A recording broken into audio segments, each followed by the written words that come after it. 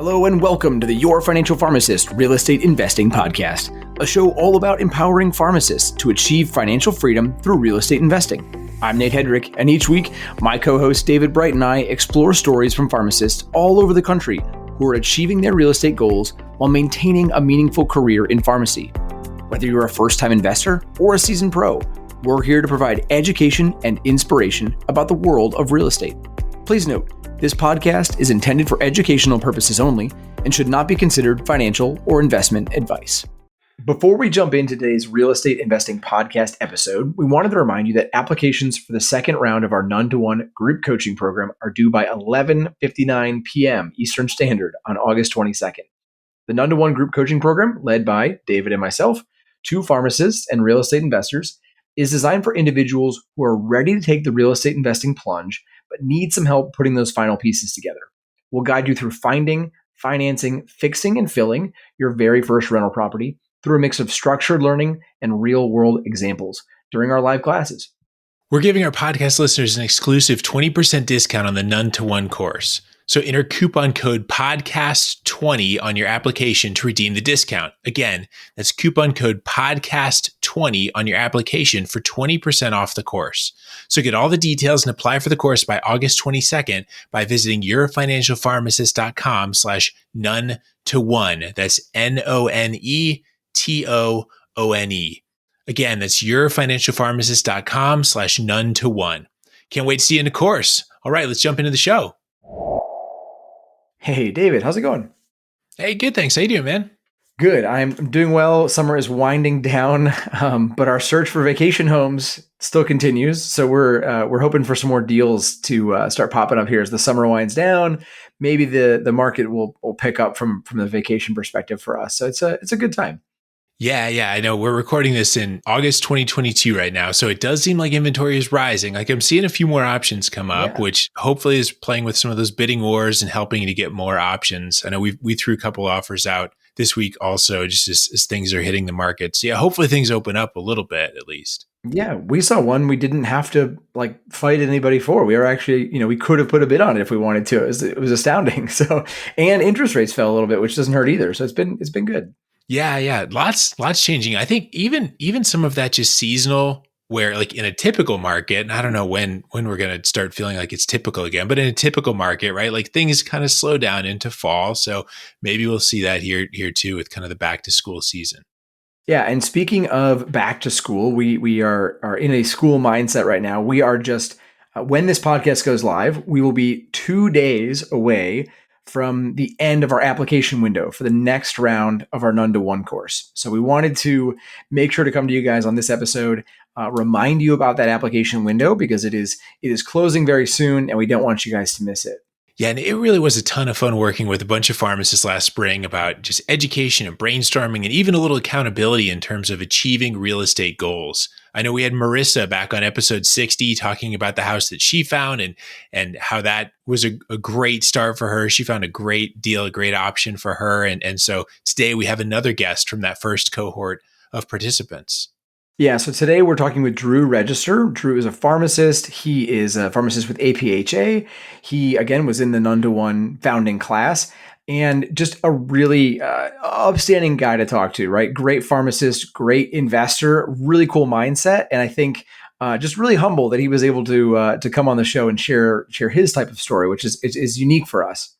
Yeah. And in a competitive market, I feel like it's really important to, when you're thinking about pricing and interest rates that may not be in the buyer's favor, it's just important to be patient, watch all your angles, check your work, do that, the typical pharmacist thing, right? Like triple check everything. And we have a lot of guests that come on and they talk about their success, but they're investors that buy houses and do get hurt. So for safety-oriented pharmacists, I know that scary part of real estate investing is there. And I love Drew's perspective on talking about, when to walk away and when safety matters in that.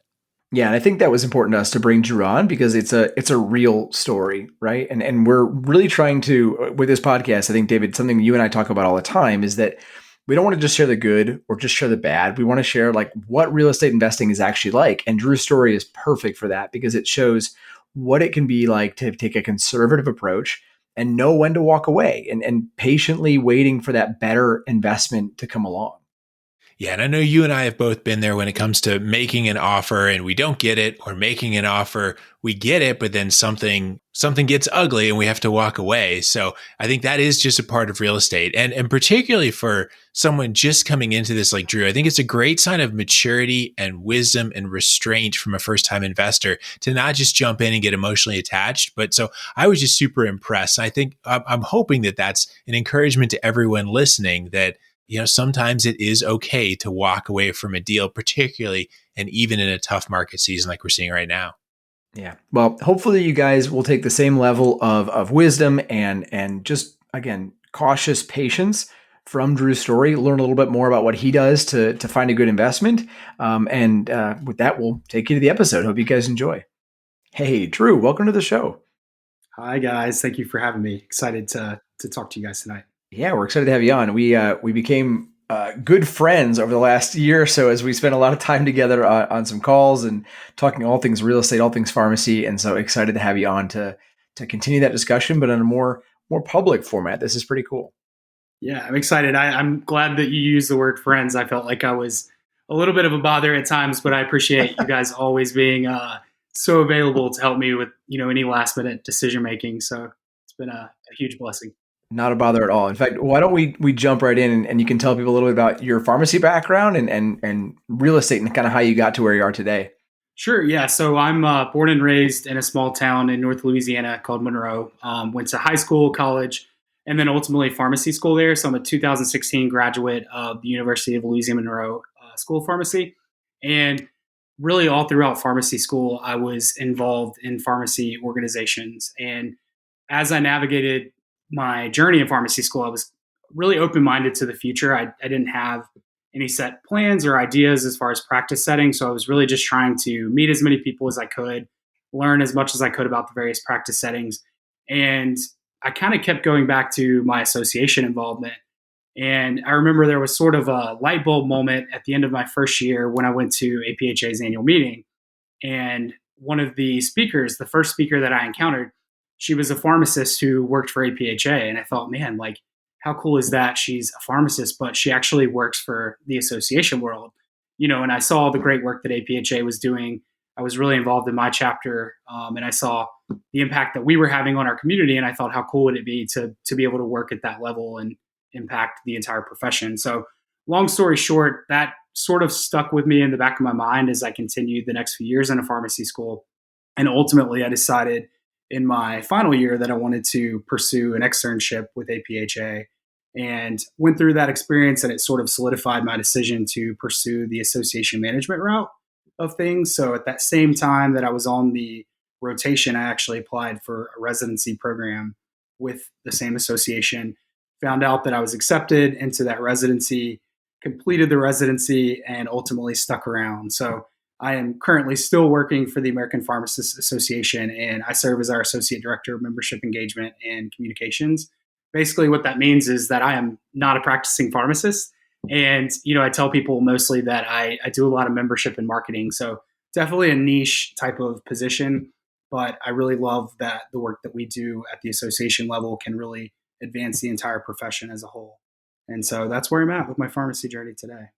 Yeah, and you and I've got go way back even further than that because you've been, again, with the membership and all the engagement that you've been doing with new members and some of the new practitioner lunch and learns and the webinar series that we've done with your financial pharmacist over the years. So yeah, I love the work that you guys are doing over there. It's awesome. And Yeah. Again, good collaboration for us. That was one of the most exciting things about my position was having the partnership with YFP because it essentially forced me to attend some of those webinars when I was like fresh out of school.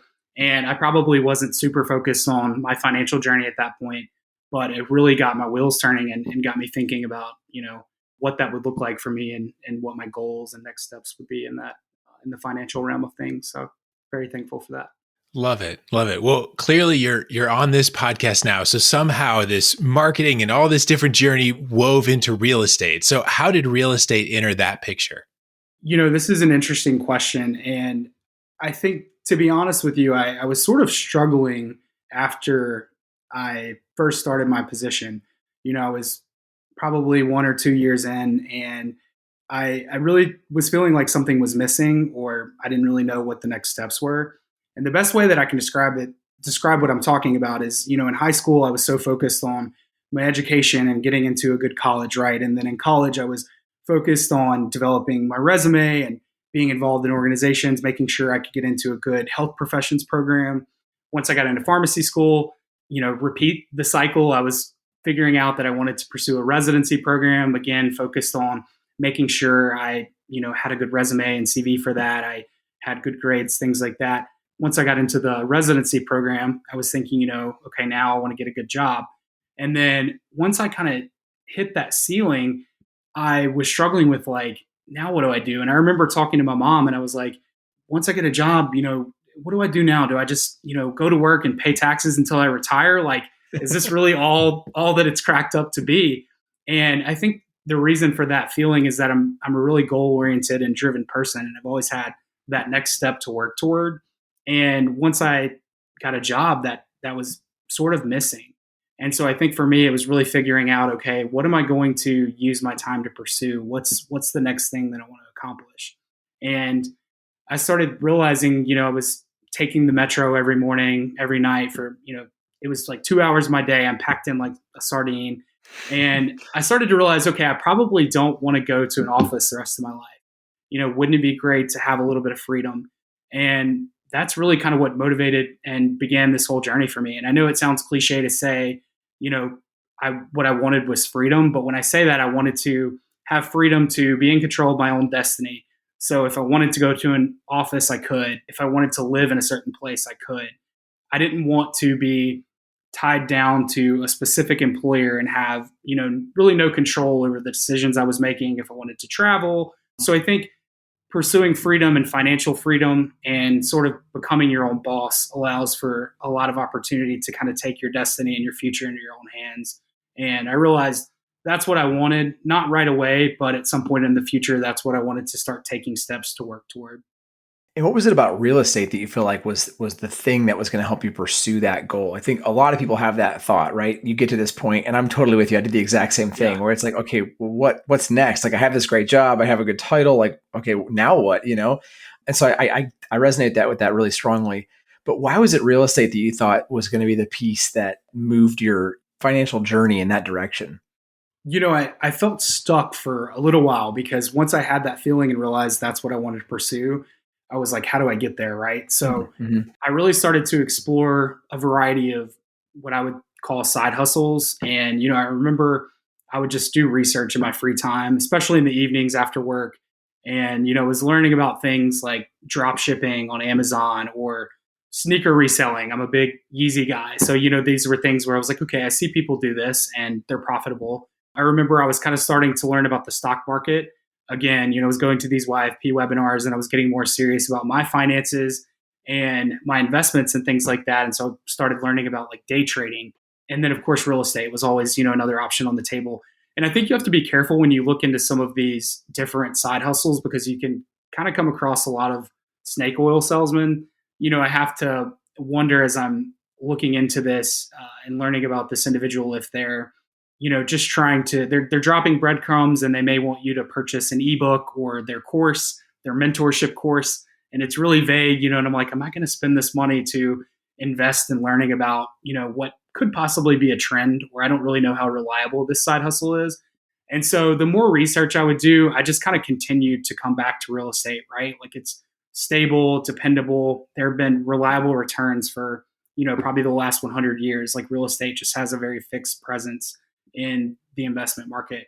And I think the other thing for me was having so many trusted leaders as I would listen to podcasts or books or, watch YouTube videos. I remember I was watching a dropshipping YouTube video one time. And I mean, it was like a kid, like a 16-year-old guy. And, and there's nothing wrong with that. He may grow up and be, a really successful entrepreneur, but I just don't know how much I trust that 16-year-old kid versus listening to podcasts or books about real estate. You're going to come across some really successful, trustworthy entrepreneurs who really established, themselves in the market. And so really it was just kind of that trusted leader influence that continued to kind of drive me back to real estate. And then I think the last piece of things, my dad, all while I was growing up, my dad actually owned a mobile home park. And so I was able to sort of see that side of things and see what it was like firsthand to be in real estate investing. And, I was inspired. I trust my dad. My dad was a really smart businessman. And I knew that if that was, an investment vehicle that he was using, that it was probably something that I would love to look into and also would love to continue building that legacy. No, that makes a ton of sense, particularly with just the longevity of real estate. The real estate has been around for so long. People have mastered it in many, many different ways. And it doesn't seem, I mean, aside from some of these house flipping shows that are on TV that made it like flashy, it's really just not, right? It's a pretty boring investment strategy compared to a lot of things, but I think that fits. So from the example of your dad owning a mobile home park, I think that also speaks to the variety of real estate investments that's out there. So just saying that you wanted to get into real estate. So what does that mean? And how did you figure out which area of real estate you wanted to start to get into? Because that is just real estate in general is a very broad category. I think my real estate why is that this was going to offer me an opportunity to really flex my entrepreneurial muscle. It's something that, I didn't really have a lot of control over in my day job, right? But this is something that I could take ownership of. And again, I wanted to position myself to be in control of my own destiny, be able to be my own boss. I don't have to answer to anybody and have the freedom to travel and do the things that I really want to do. So that's really kind of how or what drove me to choose real estate and begin to go down that path. Yeah, those themes that you're talking about being your own boss, the freedom, the entrepreneurial muscle, even that can apply to whether it's mobile home parks or storage units or apartment buildings or single family homes or vacation rentals or all those different things. So within that whole spectrum, what kind of started to light your fire as you learned more about real estate? Yeah, that's a great question. It's really tough to think about because there are so many different roads you can take within real estate investing. And to be honest with you, that was probably something that was a little bit intimidating to me at the beginning of, trying to figure out what side hustle I wanted to pursue or how I wanted to achieve financial freedom, and maybe something that, sort of held up my journey. And so really, I think it's just figuring out, looking at all the different factors and figuring out what is going to help you to be the most comfortable in your decision-making process. So as I was looking, I was thinking, I was looking at the ROI that I wanted to get out of this. Really, as I'm making a decision of whether I want to invest my money in something like the stock market or something like real estate investing, what's the first thing that we do when we make a decision to invest in the stock market? We're probably looking at those different funds and then looking at historical returns, right? So I want to know that if I'm investing my money in real estate, that I'm going to be, getting a good return on that investment. And so really, I just started to kind of research. I knew the city that I wanted to look at, and that was like back home in Louisiana. Being in DC, it was just kind of cost prohibitive. So I started looking in the city and just, getting the MLS listings and really seeing what different homes were going for, learning more about the prices. And then I would also look at kind of the same exact market and neighborhood as far as what homes were renting for.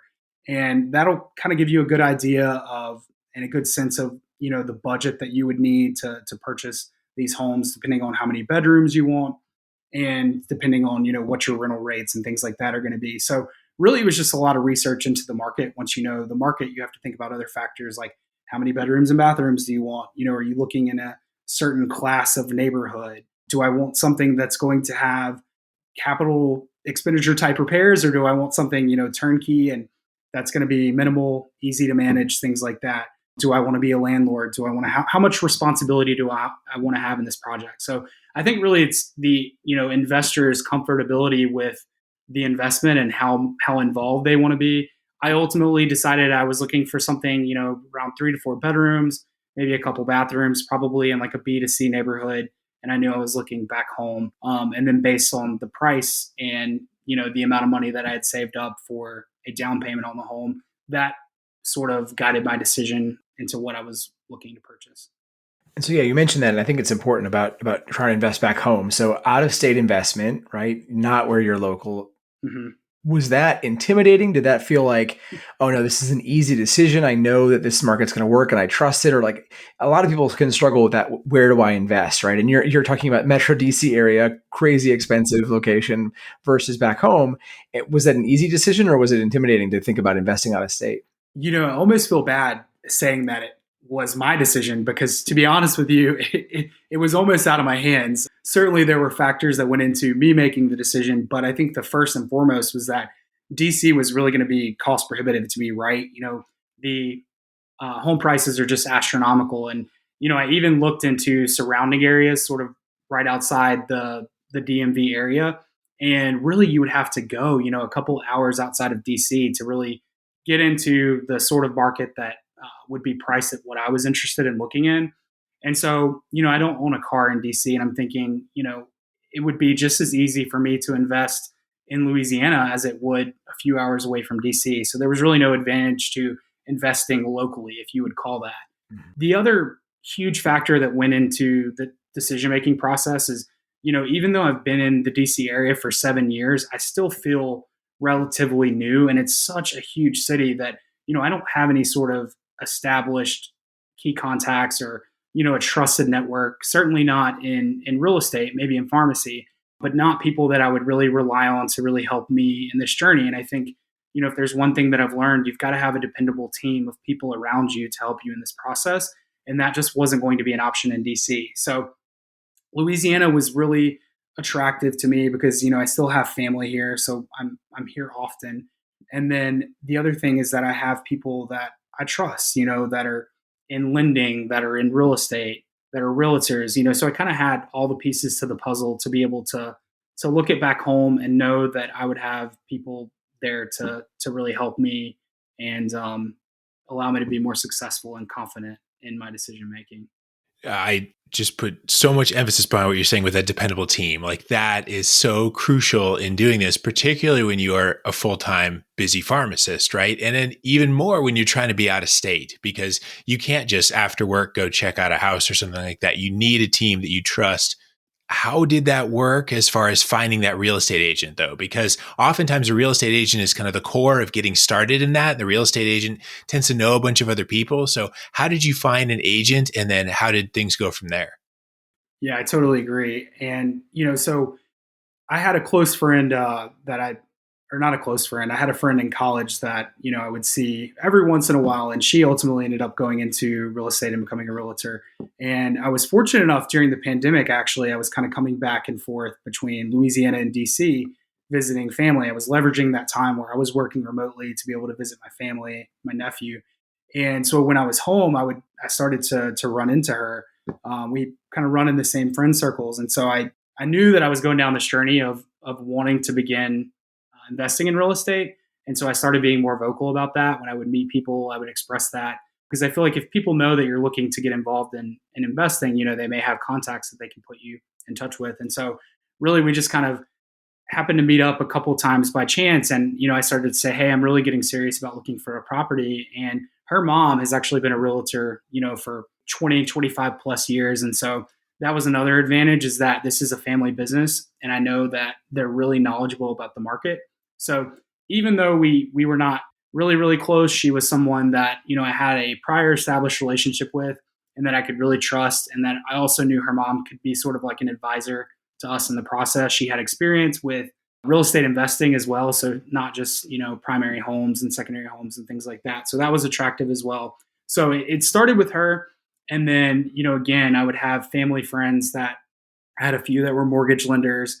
My realtor had a really great GC that she recommended. So if I had to take on repairs after I purchased a property, it was really attractive to know that she had an established network that I could sort of take an advantage of, that was basically an extension of her. So it was just really nice. That was not something that I ever could have found in DC, at least not without a much more significant amount of time. I think it just takes time to build relationships and trust. And so already knowing her for, several years since college, knowing that she's a good, ethical person, reliable, dependable, hardworking, those were all things that really kind of solidified my decision to begin working with her. And then again, her having a network was just an added bonus.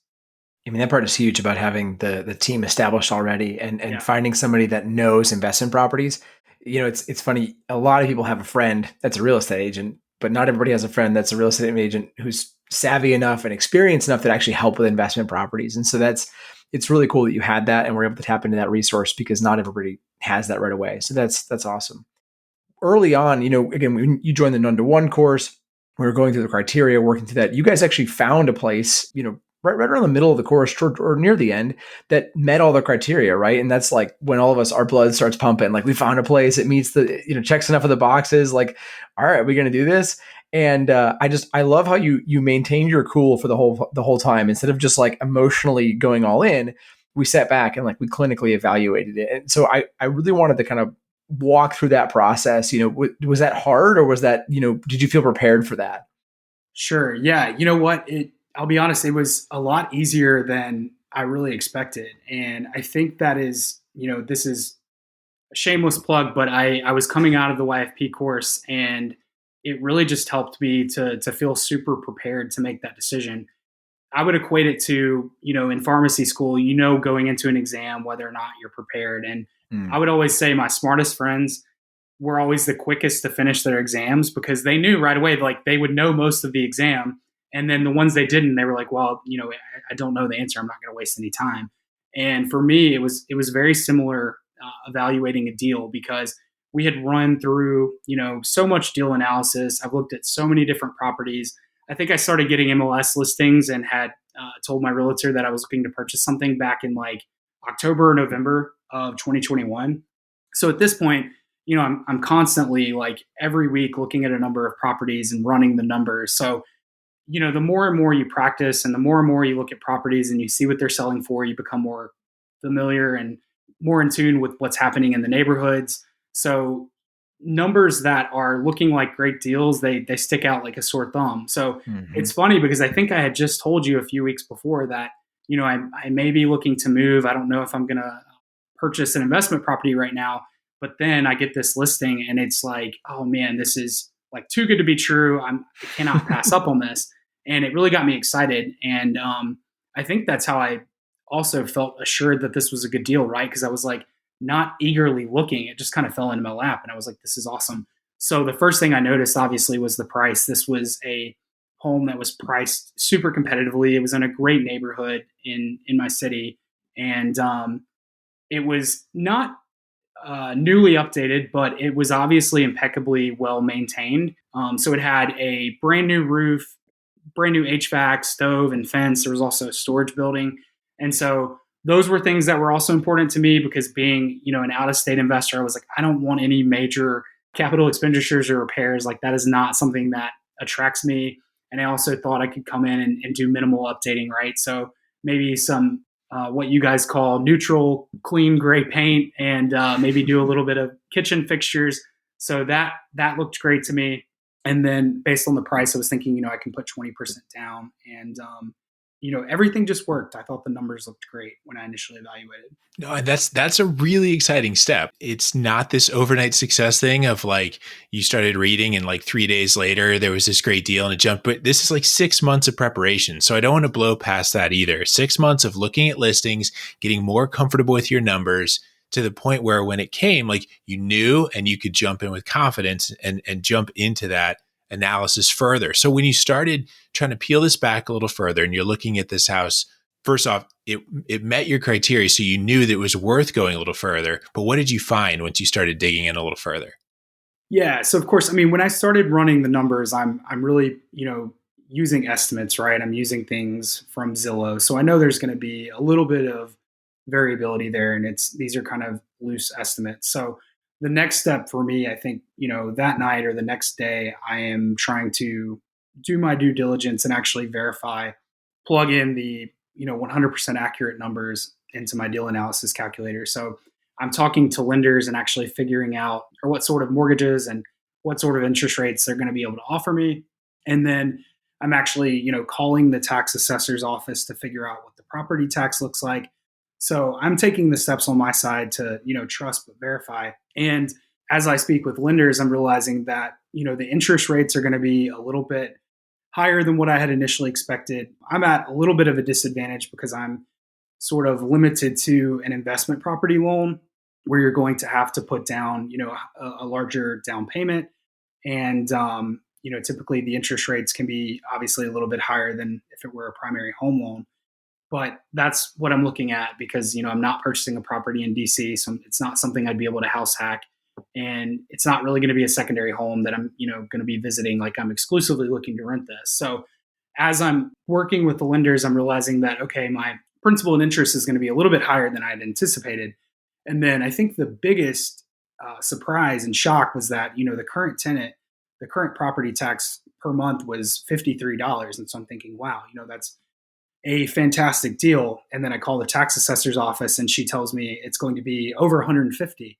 And I'm like, that is triple what the current tenant is paying and what I'm actually seeing. And so, I think the current tenant may have been elderly and there may have been some sort of deduction that they were getting. But that was something that, between those two things sort of totally changed the numbers. I think when I had initially ran the numbers, I was looking at something like maybe $500 a month of rental income. And so even, a couple $100, like it may not look like a huge thing, but then you start playing with the numbers and then there's all these other factors, right? So one of the other big things for me was that to be able to get down to a 5.5% interest rate, which was going to be the most competitive for my situation, I was going to have to now put down 25% instead of 20. And so now I'm looking at, almost depleting my savings pool, which is what I was going to pull this down payment money out of. And I'm going to be in a position where I have very little emergency savings, so if something were to go wrong, I no longer have that to fall back on. You also have to think of like your closing costs. I'm looking at making some repairs, right? So I want some money on the side to be able to go in and make updates before I can even begin to market and rent the property out. So, I'm looking at this and I'm starting to say, okay, like this is going to be a much larger, a significantly larger investment than I initially thought. And now the rental income is not going to be quite where I thought it was, when I initially found the property. And so all of those were factors weighing on my decision. No, and there's some gold in there. I want to make sure that we repeat a few things that you said. So one is Sure. like the trust, but verify, right? So you went and you checked all the numbers with the lenders to make sure, and that's where you found that a little more down payment, a little less emergency fund can get scary, and I think that that's very legitimate. We had a house that it probably couldn't have been more than like 90 days after purchase on one that we did where the furnace went out like almost right away. And that can be a big expense. Like those kind of things happen, and setting aside $100 a month for 3 months doesn't buy yourself a furnace, right? So you do need that emergency fund going in. Talking with the tax assessor's office, I think, is a huge tip for people to hear, because in different municipalities, sometimes those property taxes can reset with a new buyer for many reasons. And so I think you found that to be the case there.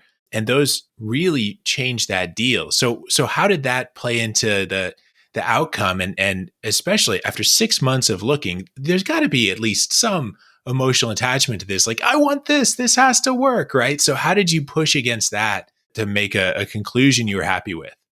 I mentioned this a minute ago, but one of the other things was an extraneous circumstance. I am potentially looking to, move this year at some point in the future, right? And so I'm also thinking, like, not only am I essentially depleting the money that I have saved, but I may be limiting myself when it comes to actually purchasing my own primary residence, which, there's a lot of opportunity there, right? Like that could be a property that maybe I look at house hacking or leveraging as a rental property, a year down the line into the future, when I could probably get a more competitive interest rate than an investment home loan, right? So I'm thinking, this has to be a decision that not only makes sense for today, but makes sense for, probably the next year into the future.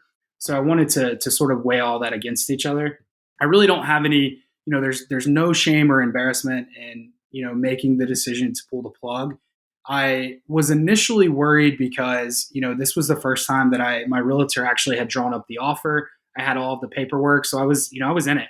And I think the biggest thing that I was worried about was wasting people's time. I had called Nate like 3 times. So, I'm like, man, am I going to like let these people down or disappoint these people?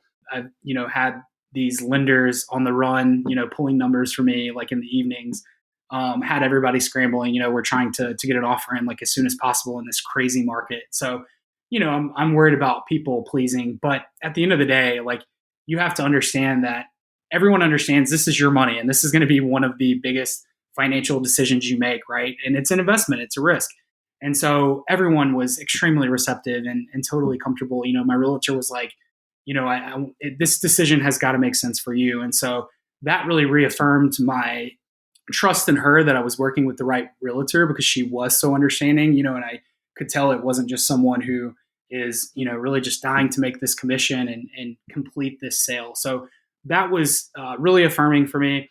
And also, I think the biggest takeaway is that this was a fantastic experience. I almost equate it to like going through a job interview process, and ultimately you didn't get offered the job, right? But you can look back and say, I made some great connections and networked with some people that I could come across into the future. I was able to sort of hone my interview skills. Maybe you're a little rusty.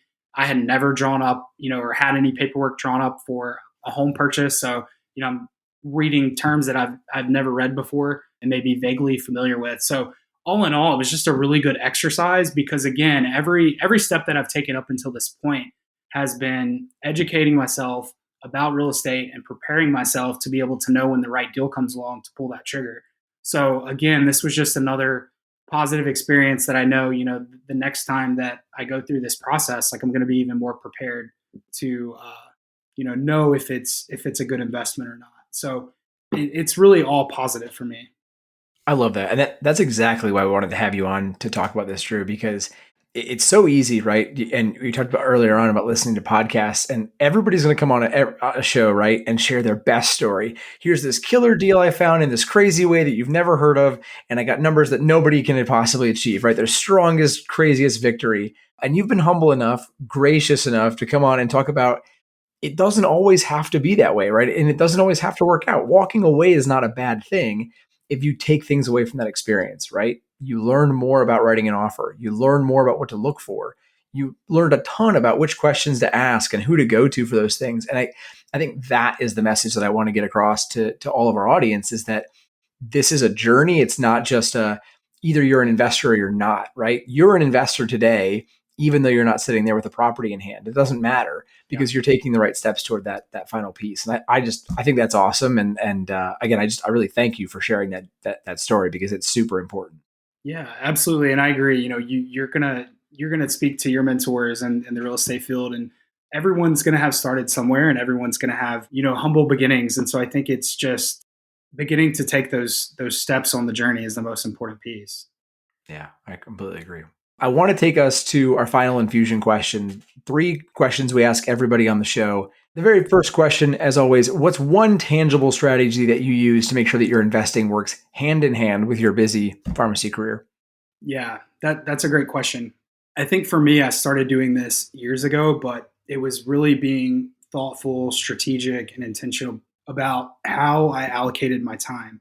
So I knew that, I wanted to get a start in real estate investing. And for me, it was like beginning to take those baby steps of educating myself. And so I would look at my schedule and say, okay, if I'm, commuting for an hour in the morning, that is an hour that I can be listening to a Bigger Pockets episode. And I would give myself goals. I'm a person who lives by a to-do list. I am the most, I'm your typical like type A pharmacist. And so have a to-do list, and it may say like listen to 5 podcast episodes this month, and listen to 1 audiobook. And I may not always check off every single item on that list, but what's positive is that I am starting that journey and I'm beginning to educate myself. So I think really being strategic, it's so easy to say like, oh, I'm going to get to that later, and then years will pass and you haven't taken even 1 step. Mm-hmm. But if you give yourself these small steps that are a little bit more bite-sized, like that becomes a lot more digestible and easier to work into your daily schedule, even though we're all busy, with our pharmacist jobs. And then I think the other piece of it is, in addition to educating myself, that was sort of like prior to getting to this point. And I would say once I do purchase a property, my plan is to manage the first property that I purchase, like be the own landlord for that property. And then for my second property, I would probably want to get a PM. So I really want to learn in and out what it's like to, be a real estate property manager, and be able to evaluate like what that time commitment is, and choose how actively I want to be involved in my investment journey in the future. So again, I talked a little bit earlier about like how comfortable an investor is with, the time commitment and what their schedule is and things like that. So I want to put myself in that position to kind of see it both ways and decide like, okay, is it worth it to spend a little bit more money and have somebody do this for me? Or, am I going to really take this into my own hands and maybe this will be a fulfilling extra thing I do in my time. Love it. I love it. Those are great tips for people getting started. What's one resource that's also been most helpful to you in your real estate journey, whether it's a book, a podcast, a person, author, website, whatever that would be? So I promise I am not being paid to say this, but it really was taking, the none to one real estate investing course with you guys. And the reason that I say this, the timing was actually so crazy. We started the course in the beginning of the year, February-ish, around that time frame. So I told you guys it was in November that I probably started getting MLS listings and looking for properties. And again, the answer to my last question was that I was giving myself bite-sized to-do list. And the next thing on my list was to actually invest and take a course in real estate investing. And I swear. And I was actually evaluating this other course, and it wasn't ran by a pharmacist, but and I want to say it was going to be maybe $1,000. And I remember texting Tim Ulbrich, and I was like, what are your thoughts on making an actual investment into this as a side hustle? And I felt like for me, it would give me some buy-in, but I was like, this is a lot of money before I even, do anything. And so the timing was just crazy because it was around that same time at the beginning of the year that I heard about the none to one course. And I would say, man, it was just so influential into helping me to get to the point where I was ready to pull the trigger. Because I would say before I took the none to one course, I felt more educated. I've been listening to podcasts and things like that for the last few years. But what the none to one course gave me was really a lot of deal analysis and putting everything that I had learned into practice. And I wouldn't say that was something that I was actually doing in my own free time. It was almost like, preparing for calculations on the NAPLEX exam, and you're making sure you've really got to practice. That's the only way you're going to get better at that. And that's what helped me to be so confident even about being able to pull the trigger and purchase that house that I ultimately didn't purchase. We appreciate that, Drew. That means a lot. We had a fun time with that course. And that, again, it was awesome. It was great to have you along. So thank you. And then the last question there, what's one piece of advice that you give to a pharmacist contemplating a start in real estate investing? I love that question because this is the most influential advice that I came across, and I'm going to steal it, but it is take baby steps to begin the process, right? So if you're interested in real estate investing, up front, it's going to seem intimidating, right? Like if I say, I want to get involved in real estate investing and purchase a home in a few months, that is not going to seem like it can be accomplished or that it's feasible. But if you say, I'm going to start listening to this many podcast episodes a month, I'm going to I want to read this many books this year. I want to, actively take a course. I want to invest in my learning. That's what I would tell somebody. Take it seriously. Educate yourself in the field. Invest in your learning, even if you have to pay someone, and then devote time toward actually developing relationships with trusted mentors or other people who have been successful in the field. That's going to be more invaluable than anything. And I feel like that's probably where I've gotten some of my greatest knowledge, is just having one-on-one conversations and being able to bounce questions off people that, they've done this and they have 10 properties and they've demonstrated success in real estate. I love it. I love it. This is inspiring stuff. And if people want to reach out and talk further with you about this, how would they find you? Sure. Yeah. I am at Drew Reg on Instagram or LinkedIn. Disclaimer, I don't have that 10 property portfolio right now, but, I'm happy to share any of the knowledge that I've gained along the way and meet with anyone else who's, interested in kind of getting their foot in the door into real estate investing.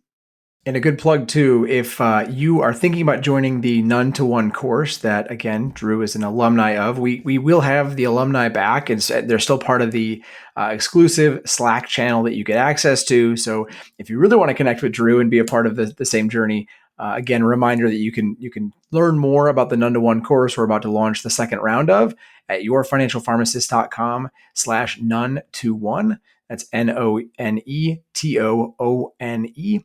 So definitely recommend checking that out. And again, Drew, just super appreciative that you came on, shared your story today. Again, I love not talking about a victory for a second, and just talking about the journey and the process, because that is what most of us go through, right? That's the reality of real estate investing. And so I think that's cool that we were able to share that today. So thank you again for coming on and sharing that. Yeah, I love it. It was a pleasure. Thanks so much. Thanks for listening to the YFP Real Estate Investing Podcast. If you like what you heard on today's show, please leave us a review and subscribe to the show so you never miss an episode. If you have a question, know someone that would make a good guest, or want to connect with Nate or David, head on over to yfprealestate.com and join the growing YFP Real Estate Investing Facebook group.